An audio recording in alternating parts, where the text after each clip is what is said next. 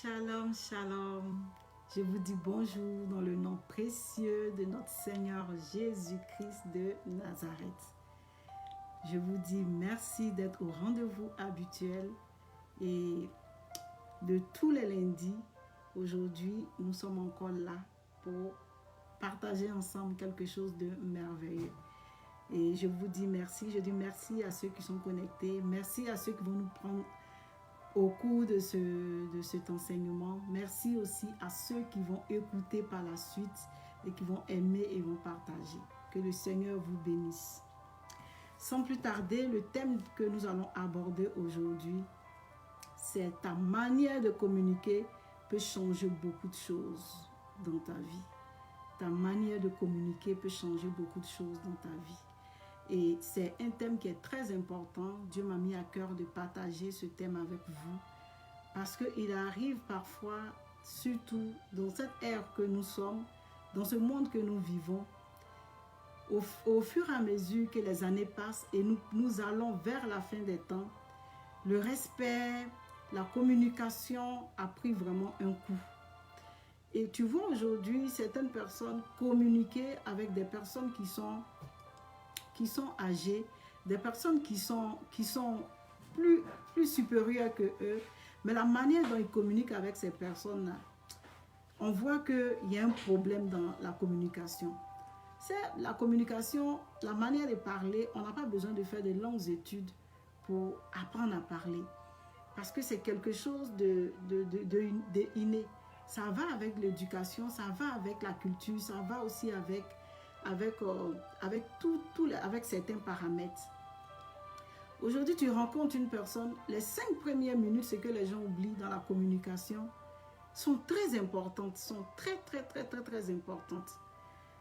Aujourd'hui, si tu veux que ta relation aille loin avec quelqu'un, le premier contact, les 5 premières minutes d'échange avec cette personne peut définir si la relation va aller loin ou elle va s'arrêter. Ça dépend de comment tu communiques avec la personne, la manière dont tu t'y mets pour communiquer avec la personne. Et la communication est vraiment très importante. Ça peut ouvrir beaucoup de portes. La communication peut te faire rentrer dans ta destinée. La manière de communiquer avec une personne peut te faire rentrer dans ta destinée. La manière de communiquer, même dans ton couple, peut régler beaucoup de problèmes. La manière de communiquer avec tes enfants peut régler beaucoup de problèmes. La manière aussi dont les enfants aussi communiquent avec les parents peuvent résoudre aussi beaucoup de problèmes. Donc la communication, c'est vraiment le centre de tout. Et on voit que même Jésus, là, lorsqu'il est venu sur la terre, la manière qu'il a utilisée, la manière de communiquer avec le monde, a fait aussi qu'il a pu avoir aussi une place et il a pu racheter l'humanité. Mais s'il était venu avec une autre manière, sa manière de communiquer, vous allez voir qu'il n'allait même pas faire les 33 ans sur la terre, il n'allait même pas faire les 3 ans de son ministère. Mais la communication était de taille. Sa communication était de taille. C'est pour ça aujourd'hui, quand tu vas parler de Jésus à une personne, il est capable d'accepter de t'écouter parce que c'est cohérent. La manière dont il a communiqué est cohérent. La manière dont il a communiqué ça touche, ça séduit et ça attire. Pour sauver l'humanité, ça attire. Donc la communication est vraiment très importante. Et on va utiliser un peu certains personnages bibliques aussi pour voir comment est-ce qu'ils ont utilisé la manière de parler pour gagner certaines choses. Et on va parler de David, on va parler de Salomon, on va parler de beaucoup de personnes. On voit ici David qui dit à son fils Salomon, il dit à son fils Salomon, tu es sage. Et je sais que, parce qu'il a dit à Salomon, c'était dans 1 roi 2,9, à Salomon que Salomon était un homme sage, qui savait que si Salomon devenait roi, il montrait les techniques à Salomon, comment Salomon allait faire pour pouvoir gérer la royauté sans stress. Mais il savait que Salomon était sage, qu'il était capable de le faire. Et on voit que dans la prière de Salomon avec Dieu, lorsque Salomon est devenu roi, bien vrai qu'il a donné 1000 holocaustes à Dieu, mais les 1000 holocaustes là ne sont pas arrêtés là. C'est pas les 1000 holocaustes, le sacrifice qu'il a fait, l'action des grâces, qui a fait que Salomon est passé à une autre dimension de sa vie. c'est la manière dont Salomon a parlé, a communiqué avec Dieu. C'est ce qui a fait que Salomon a pu passer, aller à une autre dimension dans son ministère, dans ce qu'il est, dans sa royauté. Parce que de la manière il a dit à Dieu, Seigneur, tu me fais, tu m'établis roi, tu mets un peuple devant moi. Mais comment je vais gérer ce peuple-là? Sans ta connaissance, sans ta sagesse, je ne peux pas gérer ce peuple-là. Donc, donne-moi la sagesse pour que je puisse gérer ce peuple-là. Donc, Salomon, la manière dont il a formulé ses phrases et puis il a prié, je pense qu'avec l'action des grâces, là, c'est venu faire un mariage et puis ça a produit un exaucement puissant. Ça a produit un résultat puissant. Tu peux faire 40 jours de jeûne, 50 jours de jeûne, demander quelque chose à Dieu. Mais la manière dont tu vas parler à Dieu pendant ces 40 jours-là, ça agit sur les 40 jours de jeûne pour donner le résultat dont tu as besoin, le résultat que tu souhaites avoir. Tu ne peux pas juste faire les 40 jours, mais ça apprend la manière de communiquer avec Dieu. Il y a des personnes qui prient, ils peuvent prier pendant 1 heure, 2 heures, 3 heures, 4 heures du temps. Mais la manière dont il parle à Dieu, là, souvent il finit même, tu vois qu'il n'a pas de résultats. Par contre, il y a des personnes qui, 1 minute, 5 minutes, quand il ouvre la bouche et puis parle à Dieu, c'est pas, il a sa manière de formuler les phrases, sa manière de parler à Dieu, là. C'est comme si Dieu même, le miracle, le résultat s'opère instantanément. C'est-à-dire qu'il reçoit sa réponse instantanément. Tu te dis, ah vraiment, moi depuis je prie, je n'obtiens rien. Mais lui là, dès qu'il ouvre sa bouche, il gagne. Mais il y a la manière dont il parle à Dieu, il y a quelque chose dedans qui touche le cœur de Dieu. Aujourd'hui, il y a certaines personnes qui parlent à Dieu comme si c'était leurs petits copains, leurs petits camarades de rue. Souvent même, il y en a même qui garancent Dieu même. Seigneur, si ça là, d'ici 24 heures, tu ne m'as pas donné, c'est que je te demande là, c'est que moi je ne suis plus chrétien. C'est que moi, là, je suis un Dieu qui n'est pas true. Tu vois la manière. Mais tu finis de faire ça. Si Dieu dit ne te donne pas, tu vas plus être chrétien. Tu vas plus être chrétien encore de ça. Tu vas être chrétien. Tu vas pas dire que tu n'es plus chrétien. Mais tu auras honte toi-même. Parce que Dieu, lui, s'en fout. Ce n'est pas ta prière qui fait qu'il veut te bénir. Il te bénit parce qu'il t'aime. Il te bénit parce qu'il t'aime. Souvent, la manière dont tu utilises les mots pour parler à Dieu, ça le touche. Il se sent honoré. Il se sent valorisé. Il se sent honoré, donc il te répond. Il te répond parce qu'il se sent honoré. Donc la manière de parler à Dieu même est très importante. Et c'est ça qui fait que beaucoup ne reçoivent pas aussi la réponse à leurs prières. Parce qu'ils ont des manières, la manière n'a pas encore été maîtrisée. La communication est très importante dans tous les domaines.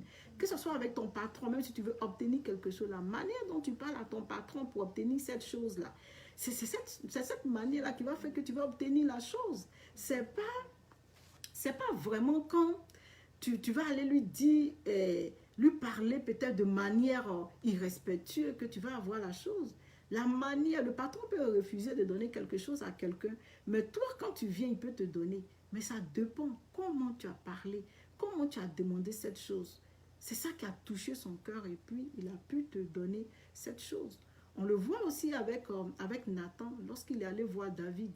Dieu avait envoyé Nathan vers David lorsque David avait péché et qu'il avait commis le péché avec Bathsheba. On voit que Dieu envoie Nathan vers David. Mais Dieu ne dit pas à Nathan comment il doit prier. La Bible ne parle pas de ça. La Bible ne montre pas comment Nathan doit prier. Mais la Bible nous dit que Dieu a envoyé Nathan vers David.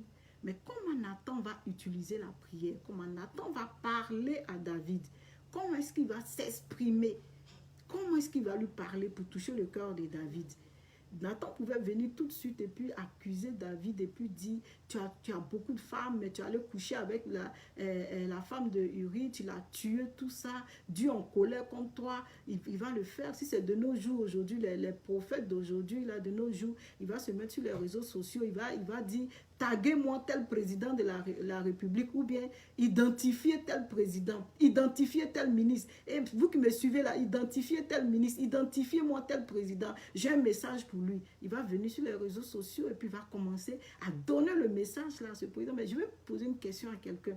Quand tu donnes le message comme ça là, soit la personne, il se rebelle encore plus parce que tu l'as humilié, ou bien la personne décide de laisser prise.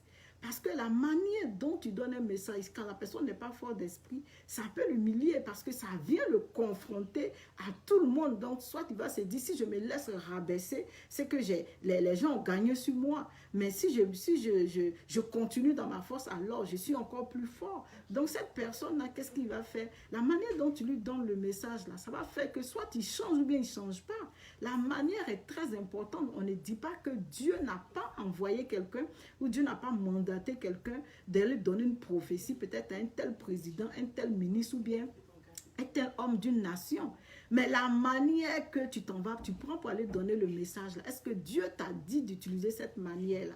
Parce que Dieu peut t'envoyer, mais la manière, là, souvent, il te laisse à ta propre sagesse pour que tu puisses voir comment donner le message. Aujourd'hui, les gens ont tendance à demander des dons de miracles, les dons de guérison, les dons de prophétie, les dons de paroles de connaissance. Parce que c'est ça qui attire le regard des gens sur nous. Parce que c'est ça qui fait que les gens sont... on a beaucoup de monde qui nous suivent. Mais on oublie de demander le don de sagesse à Dieu. Le don le plus important, c'est le don de sagesse. Parce que tous ces dons-là, miracles, prophétie, guérison, paroles de connaissance, quand tu vas les avoir, que tu n'as pas la sagesse, qu'est-ce que tu fais avec? Qu'est-ce que tu fais avec? Si après avoir eu tous ces dons-là, tu n'as pas la sagesse, qu'est-ce que tu fais avec ces dons-là? Comment tu utilises ces dons-là? Tous les dons que Dieu te donne, comment tu les utilises si tu n'as pas la sagesse? Tu utilises ces dons comment tu n'as pas la sagesse? Voilà pourquoi le don qui est très important, c'est d'abord le don de la sagesse, demander à Dieu. Parce que c'est ce don-là qui va faire que tu pourras communiquer même avec Dieu, ton Créateur. Vous voyez, David avait déjà détecté en Salomon une sagesse. Mais quand Salomon est parti parler à Dieu, je vous dis que quelqu'un qui n'a pas déjà une petite sagesse en lui, là, il ne peut pas adresser ce genre de prière que Salomon adressait à Dieu là. Quelqu'un qui n'a pas une sagesse en lui ne peut pas formuler ce genre de prière là. Salomon avait déjà une sagesse, mais l'onction est venue amplifier la sagesse et la sagesse est devenue plus grande.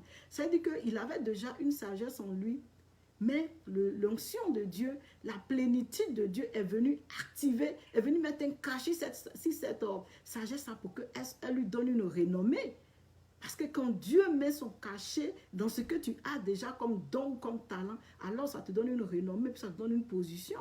Donc on le voit clairement avec Salomon. S'il n'était pas sage, il n'avait pas cette sagesse, il n'allait pas jamais formuler cette prière-là à Dieu. Il allait juste dire à Dieu, Seigneur, donne-moi la richesse pour que je puisse je puisse dominer l'Égypte qui était son concurrent aussi. Donne-moi la richesse pour que la Syrie et puis tous ceux qui sont autour de moi, je puisse les dominer. Mais il a dit, donne-moi la sagesse. C'est parce qu'il avait d'abord la sagesse qu'il a pu adresser cette prière à Dieu. Donc sans la sagesse, même pour communiquer avec Dieu, pour avoir l'exaucement de ta prière, est un problème très compliqué. Tu ne peux même pas avoir d'exaucement sans la sagesse, sans la manière de demander à Dieu. Parce que Dieu n'est pas notre petit copain de rue, ce n'est pas notre ami de classe. Et la manière dont nous parlons à nos amis, à nos parents, souvent, ça agit sur nous. Et de cette manière, on l'envoie devant Dieu. Et on est surpris qu'on n'est pas exaucé. Donc, Nathan qui vient parler à David, il dit à David c'est dans 2 Samuel 12, verset 1 à 7, il dit à David, il y avait il y avait dans une ville 2 hommes, l'un et l'autre pauvre et l'autre riche, avaient des brebis et des bœufs en très grand nombre. Le pauvre n'avait rien de tout, qu'une seule brebis qu'il avait achetée.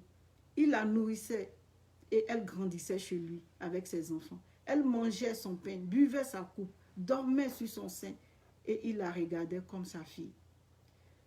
Un voyageur arriva chez l'homme riche et le riche n'a pas voulu toucher ses brebis ou ses bœufs pour préparer un repas pour le voyageur qui était venu chez lui.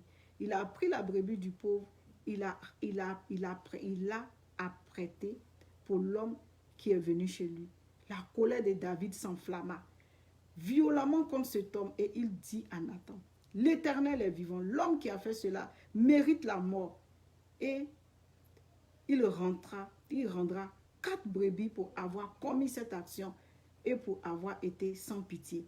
Nathan dit à David, tu es cet homme-là, ainsi parle l'Éternel, le Dieu d'Israël.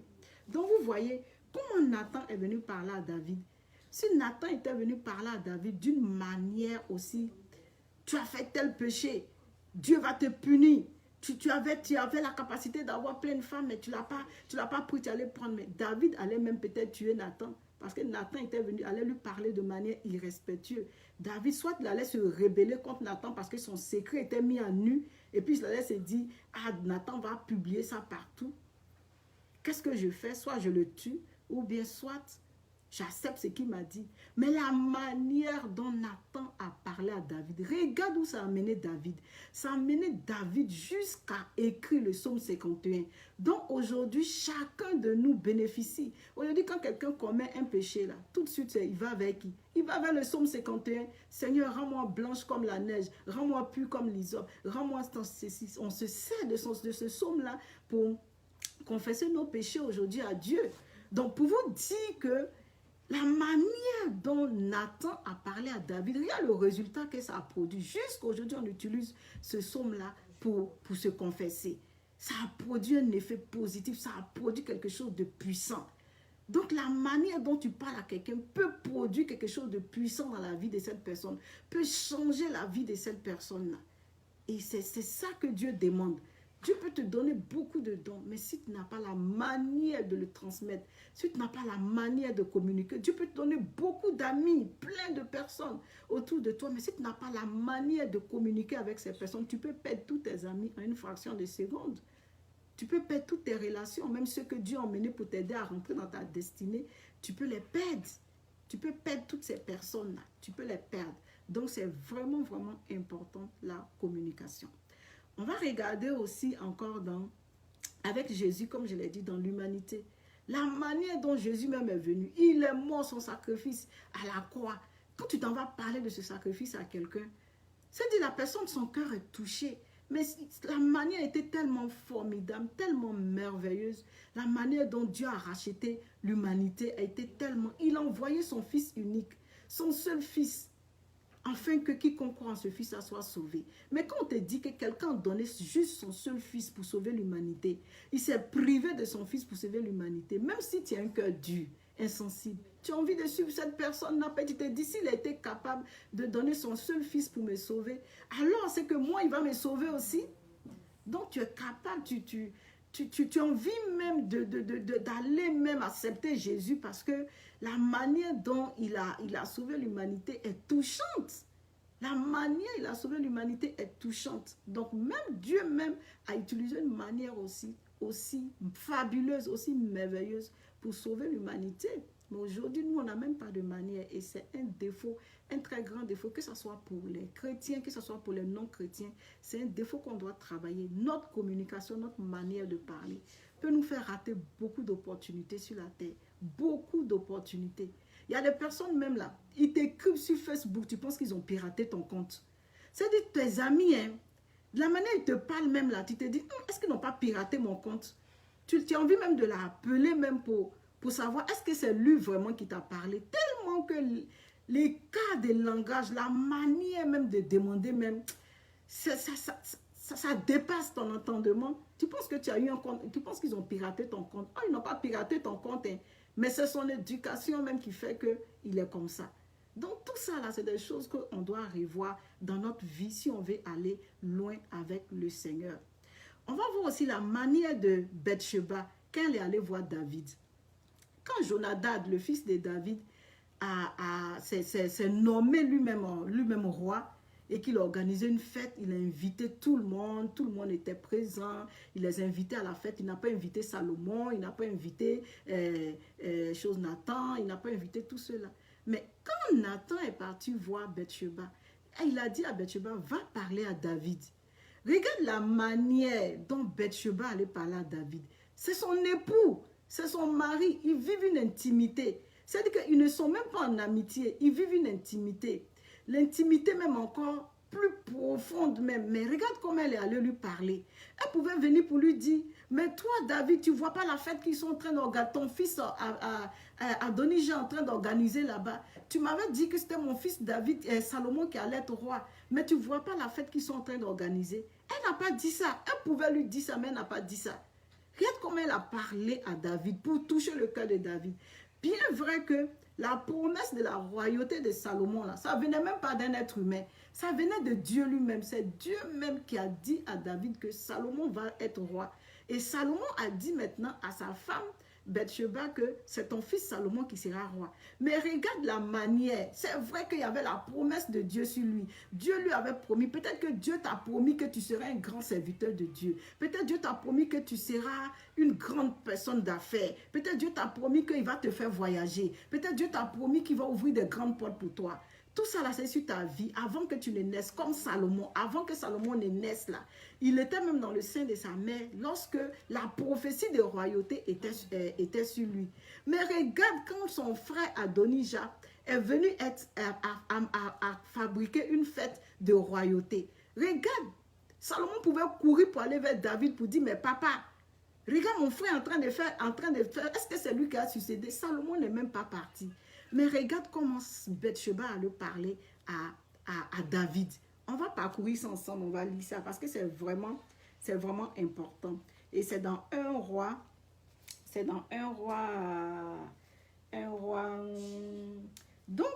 dans un roi 1, verset 15, 1 roi 1, verset 1, 15 à 21. On va lire un peu ensemble quand Bathsheba est allée voir David, comme elle lui a parlé. On dit que Bathsheba se rendit dans la chambre du roi. Il était très vieux. Et Abishag, la Sunamite, le servait.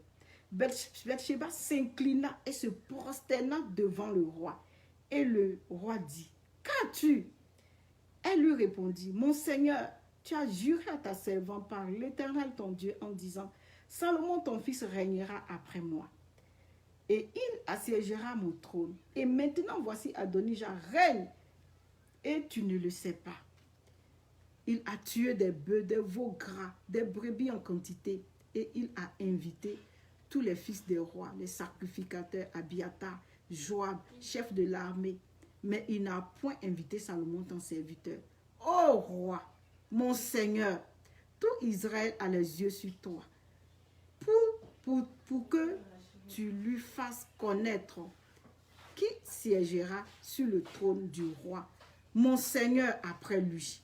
Et lorsque le roi, mon Seigneur, sera couché avec ses pères, il arrivera que moi et mon fils Salomon, nous serions traités comme des coupables. Regarde comment elle a parlé à son mari. Oh mon roi, mon Seigneur, regarde la manière, la stratégie qu'elle a utilisée pour aller parler à David qui est son époux. David, regarde comment elle a utilisé les stratégies qu'elle a utilisées. Elle dit que tout le monde te regarde. C'est-à-dire, elle a d'abord élevé David. Elle a élevé David, hein. Elle dit, tout le monde te regarde. C'est ce qui va sortir de toi, là. C'est ça que le monde va considérer. C'est-à-dire, David, même dans sa vieillesse, couché presque près du tombeau, là, mais il voit quelqu'un qui vient encore l'élever pour lui dire, c'est ta parole que tu vas dire, là, qui va faire que... C'est ça, tout le monde va considérer, tout le monde te regarde. C'est celui que tu vas proclamer roi, là, qui sera roi. Tu m'as promis que mon fils allait être roi. Seigneur, mon roi, je te regarde. Regarde la manière dont elle a utilisé. La manière. Mais aujourd'hui, combien de femmes utilisent des manières pour parler même à ton mari? Tu sais, tu peux dire à quelqu'un, donne-moi ça. Et puis dire à quelqu'un, s'il te plaît, donne-moi ça. C'est deux choses, hein. C'est deux mots qui ont le même sens, mais c'est différent.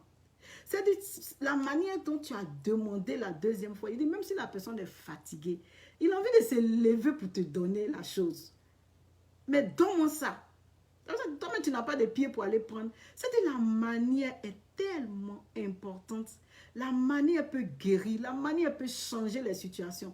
Quelqu'un même, il n'a pas l'argent dans son compte. Mais la manière dont son ami s'approche de lui, la manière dont son frère s'approche de lui, la manière fait que la personne a envie de vendre un de ses articles, un de ses trucs pour aller dépanner l'autre. Tellement que la manière dont il parle vraiment touche. Il a envie même de se sacrifier même pour cette personne-là. La manière est vraiment très, très, très, très, très importante. Cultivons la manière dans la communication. Cultivons la manière dans la communication. Si on n'a pas cette manière-là, alors demandons-la à Dieu, il va nous la donner. Dieu est capable de nous donner de la sagesse pour qu'on utilise des manières. Même si tu as une église, tu es un puissant serviteur de Dieu et que tu as beaucoup de fidèles, mais la manière de communiquer à eux là peut faire que ton église peut grandir ou bien tes fidèles vont partir. On a vu des églises qui se sont vidées juste à cause de la manière dont même le pasteur parle même aux brebis, ou bien la manière dont l'homme de Dieu même traite les brebis dans la communication, les blessures accumulées. Les personnes en sont parties ailleurs. Donc la manière vraiment est importante. On va voir aussi encore une autre manière. Jésus avec la femme samaritaine. Quand il a trouvé la femme samaritaine au bord du puits, quand la femme samaritaine l'a trouvée au bord du puits, rien la manière dont Jésus a parlé à cette femme-là. Non. Là, même Jésus même utilisait des manières. Mais aujourd'hui, Jésus même qui est Jésus, et puis il connaît le cœur de l'homme, et puis il n'a pas besoin même des manières. Il peut même juste dire un seul mot, et puis le cœur peut changer. Là. Mais lui-même, il utilisait des manières. Mais nous, aujourd'hui, on ne veut pas utiliser des manières. On ne veut pas utiliser la sagesse dans notre communication. La manière de demander, la manière de s'exprimer peut faire la différence dans ta vie. Peut faire que toi qui n'avais même pas d'abri, tu peux avoir un abri. La manière même de parler même à ton locataire, sa maison que tu loues, peut faire qu'il peut te dire ce mois-là, il ne faut pas payer à cause du Covid. Mais la manière dont tu lui parles là, peut faire, et puis il va dire, je sors de ma maison dans le Covid là. C'est-à-dire, la manière est vraiment très importante. Donc, on voit Jésus ici avec la femme samaritaine dans Jean 4, verset 10. On va le voir ensemble. C'est aussi vraiment très important. On va le voir. On va le lire parce qu'il est très important de le lire et puis de le voir. Donc, on voit ici, dans Jean 4, verset 10, on voit Jésus. On dit, Jésus lui répondit, « Si tu connaissais le don de Dieu qui est celui qui te dit, donne-moi à boire, tu lui aurais toi-même demandé à boire et il t'aurait donné de l'eau vive. » Vous voyez la manière dont Jésus vient, la femme même, elle lui dit, depuis qu'un juif parle avec moi, mais il dit, si tu connaissais celui-là même qui te demandait de l'eau, en fait, tu aurais donné. C'est-à-dire que, en fait, ça attire l'attention, Tu as envie de savoir, mais qui me demande de l'eau? Qui même me parle? Qui m'écrit? Qui est caché derrière cette caméra avec qui je cause? Qui est caché derrière les réseaux sociaux? Qui est caché derrière cette personnalité-là qui me parle là? Il y a la manière dont. Et Jésus lui répondit, quiconque boit de cette eau n'aura jamais soif. Donc, du coup, elle voit tout de suite que son eau qu'elle a là, si Jésus lui dit que si elle boit, elle aura soif. Mais qui a envie d'avoir soif encore? Moi, j'aimerais boire une eau où je n'aurai plus jamais soif. Donc, ça interpelle. C'est-à-dire, du coup, même quand tu écoutes même quelqu'un qui te dit, si tu bois de cette eau, tu n'auras jamais soif. Mais tu as envie même de ne même plus boire l'eau que toi tu as. Tu as envie de juste boire son eau. Donc, la manière même il a parlé à cette femme, regarde où ça l'a emmené. Elle a fait sortir tout son village pour dire qu'elle a rencontré Jésus, pour dire que sa vie a changé. Tout son village est devenu évangéliste. La manière, moi aujourd'hui, combien de manières que nous utilisons, même pour parler à un pécheur, même pour parler à quelqu'un même qui est dans le péché, que Dieu nous envoie. Comment nous utilisons cette manière? On emmène cette personne au suicide, ou bien on emmène cette personne à aller être un témoin de l'évangile que la personne a attendu. C'est vraiment important, c'est des choses qui sont très importantes, très importantes. Il faut que nous voyions encore notre manière de communiquer. Ça peut changer beaucoup de choses dans notre vie.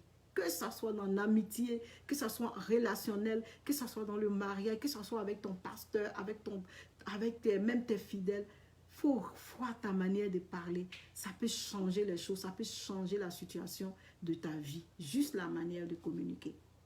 On le voit aussi encore avec Caïn. Lorsque Caïn a tué son frère Abel, Caïn était dans une situation où il venait rencontrer. Dieu n'était pas content de l'action qu'il avait posée. Et qu'est-ce que Dieu lui dit? Dieu lui dit tout de suite que tu as commis un péché et devant ton châtiment, il dit, Caïn face à ce crime-là, Dieu lui dit, quand tu cultiveras le sol, il ne te donnera plus rien comme richesse. C'est-à-dire que Caïn va travailler, mais il va cultiver le sol, mais aucune richesse ne va sortir de ce sol-là. Donc, Caïn se retrouve face à une situation devant un meurtre. Il avait mal agi, certes, mais la terre n'allait plus cultiver. En plus, il lui dit, tu seras errant et vagabond sur la terre. Ça veut dire, vagabond, c'est un sang là, un sang en bris. Tu passes ici, on te chasse. Tu passes ici, on te chasse. Tu passes ici, on te chasse. Tu vas là, on te chasse. Tu n'as même plus de vie parce que, en fait, tu es errant, tu es vagabond. Mais qu'est-ce que Caïn va dire?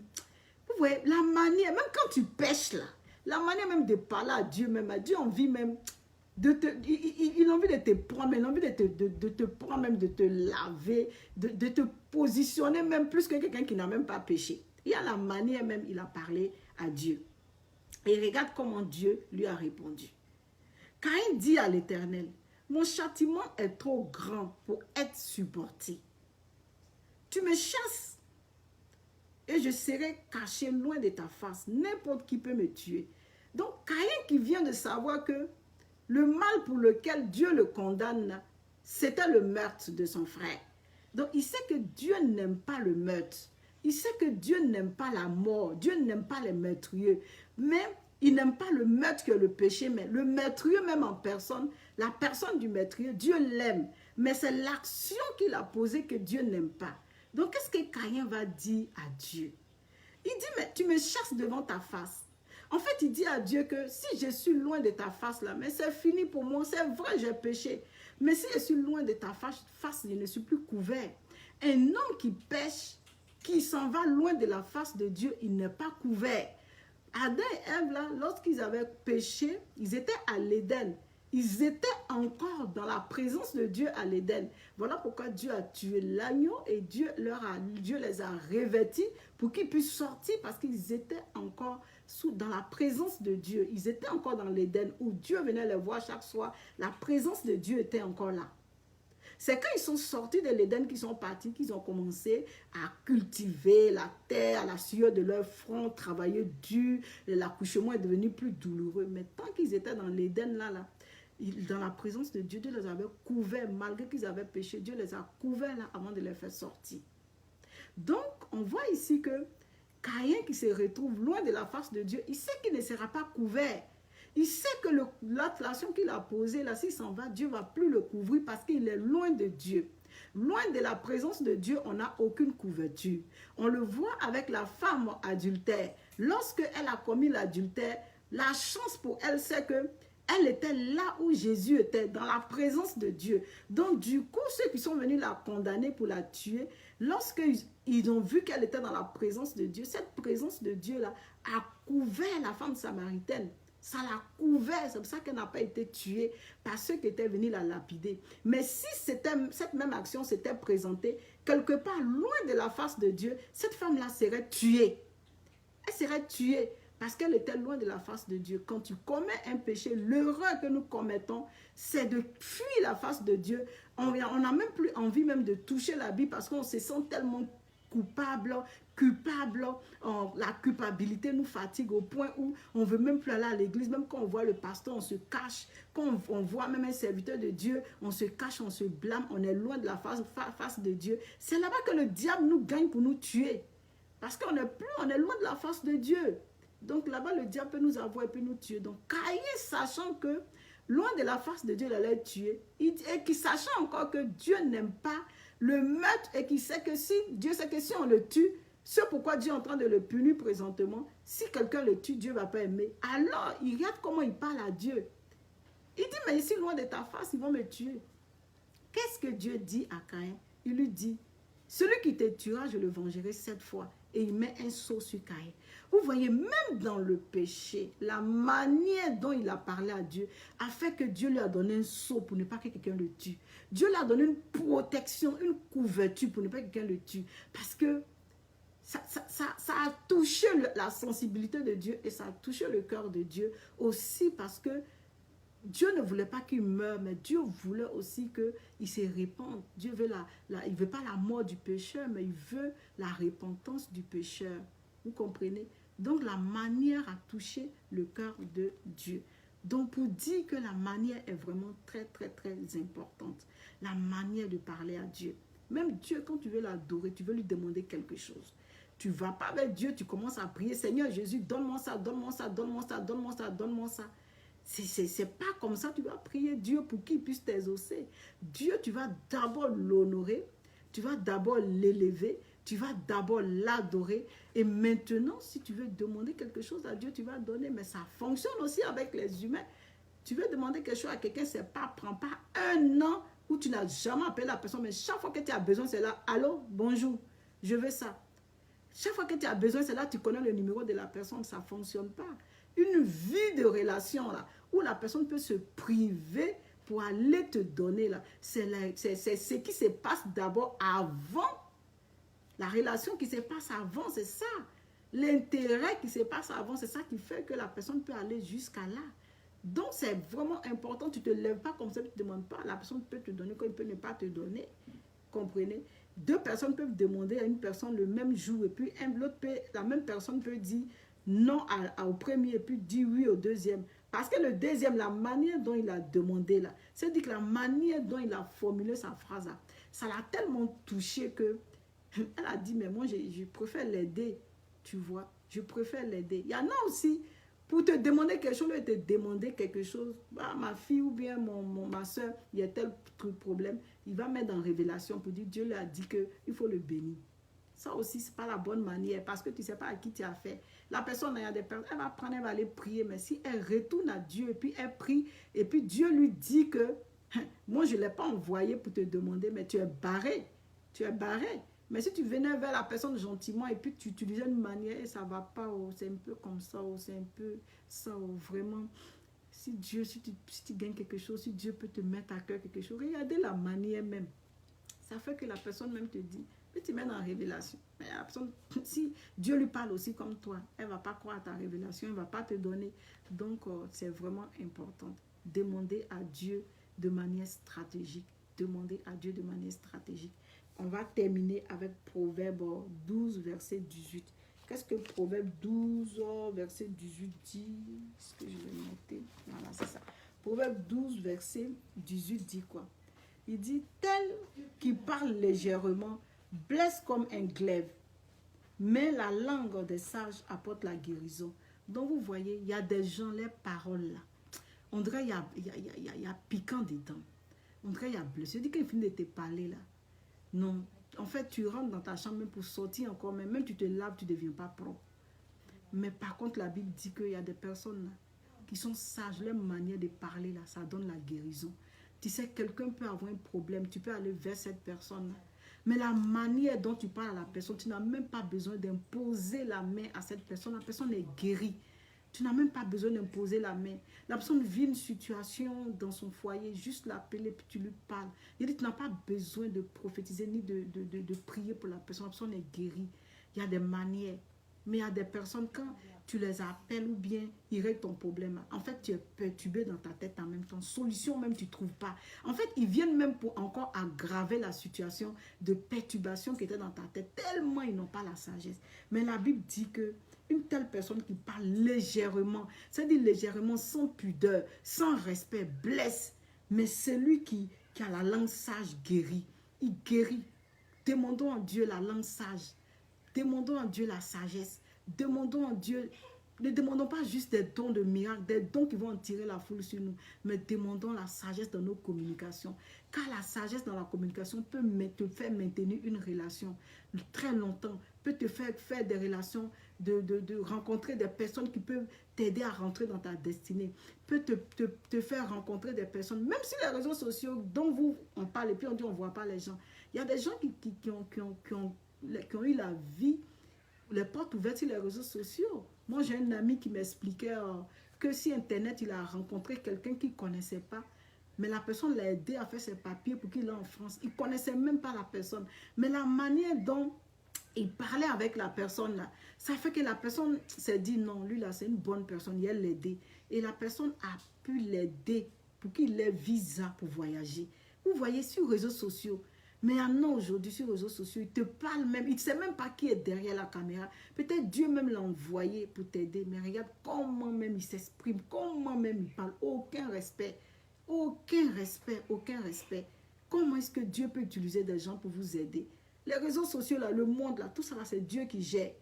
C'est vrai, on dit non, les réseaux sociaux, ceux qui ont créé, ce ne sont pas chrétiens. Mais tout ça là, il y a un seul Dieu qui gère tout ça là. Donc le seul Dieu qui est le Dieu des dieux là, qui coiffe, qui a donné l'intelligence aux gens et puis qui ont fait ça là. Il peut créer une relation pour toi-même dans les réseaux sociaux là.